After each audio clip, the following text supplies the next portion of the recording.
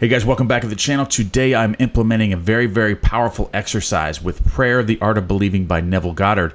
This exercise is going to cover your conception of self and changing your conception of self, because in this chapter, Neville Goddard covers the affirmation or assuming that I am Christ or you are Christ.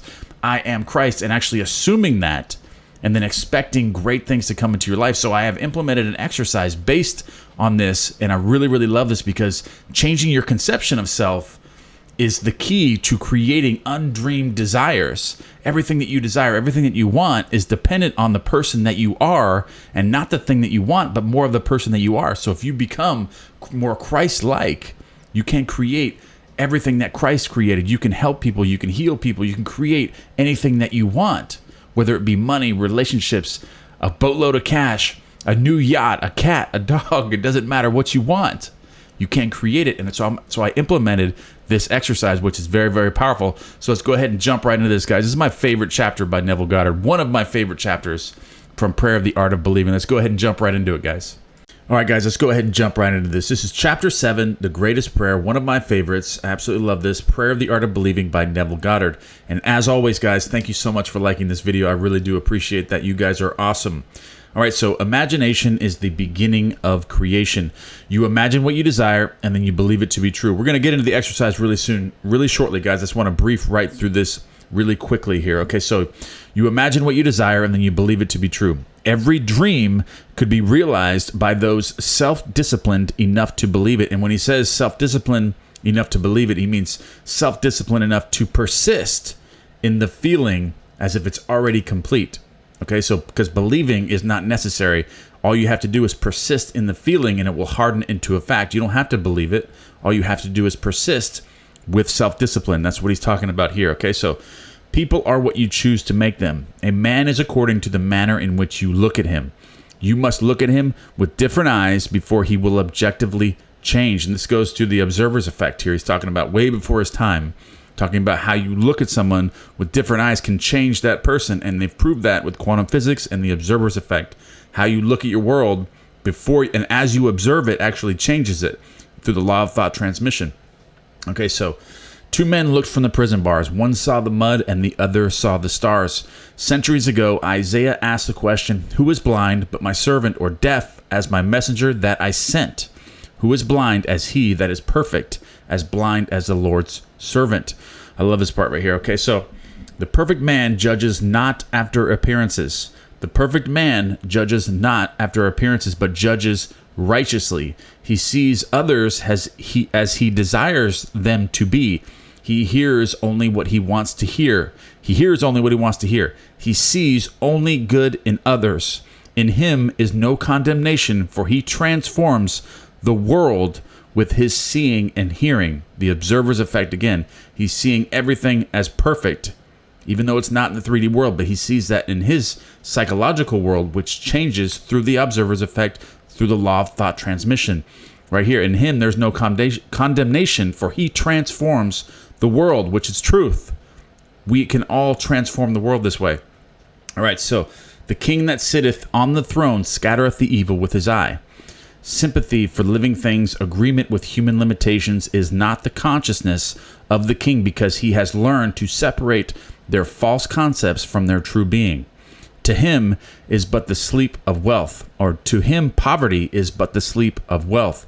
He does not see caterpillars, but painted butterflies to be. He does not see caterpillars, but painted butterflies to be. Not winter, but summer sleeping.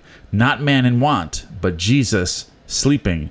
Jesus of Nazareth, who scattereth the evil with his eye, is asleep in the imagination of every man, and out of his own imagination must man awaken him by subjectively affirming, I am Jesus. Then and only then will he see Jesus, for man can only see what is awake in himself. The holy womb is man's imagination. Okay, so the holy child is that conception of himself which fits Isaiah's definition of the perfection. Okay, so heed the words of St. Augustine. Too late have I loved thee, for behold, thou wert within, and it was without that I did seek thee. It is your own consciousness that you must turn as to the only reality. Consciousness is the only reality, and what you're conscious of is an illusion. There and only there you will awaken that which is asleep. Though Christ 1,000 times in Bethlehem be born, if he is not born in thee, thy soul is still forlorn. Creation is finished. You call your creation into being by feeling the reality of the state you would call. You call your creation into being by feeling the reality of the state you would call. A mood attracts its affinities, but it does not create what it attracts. As sleep is called by feeling, I am sleepy, so too is Jesus Christ called by the feeling, I am Jesus Christ. Man sees only himself. Nothing befalls man that is not of the nature of himself. Man sees only himself. Nothing befalls a man that is not the nature of himself. People emerge out of the mass, betraying their close affinity to your moods as they are engendered. You meet them seemingly by accident, but find they are intimates of your moods. Okay, your moods, because your moods continually externalize themselves. You could prophecy from your moods, okay, that you, without search, would soon meet certain characters and encounter certain conditions by your moods.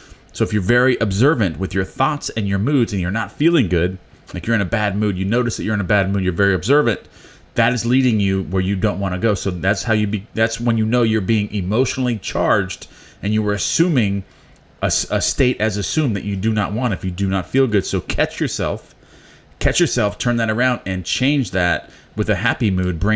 Have your awareness, open your awareness and be aware of your moods all the time, because like he says here, you can prophecy from your moods that you will, without search, would soon meet certain characters and encounter certain conditions. Therefore, right here we go.